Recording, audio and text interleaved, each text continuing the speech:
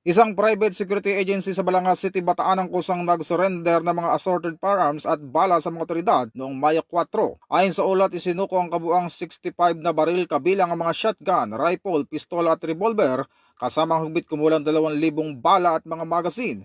Isinagawa ang inventory at verifikasyon sa Barangay Munting, Batangas sa pangunguna ng Bataan Police Provincial Office, katuwang ang Provincial Intelligence Unit at Balangas City Police Station. Ilalagay muna sa secure custody ang mga armas habang isinasailalim sa verifikasyon ng Firearms and Explosive Office dahil sa ilang isyu sa dokumentasyon. Pinuri ni Police Brigadier General Jess Mendez, Regional Director ng Police Real Office 3, ang voluntaryong pagsuko na aniya ay patunay ng tiwala ng komunidad sa pulisya at malasakit sa kaligtasan ng publiko. Dagdag pa niya ang naturang hakbang ay sumusuporta sa PNP Focus Agenda, partikular sa pinalakas na Police Operation Integrity Monitoring at Public Safety Initiative. Ito ang bagong PNP para sa bagong Pilipinas, serbisyong mabilis, tapat at nararamdaman.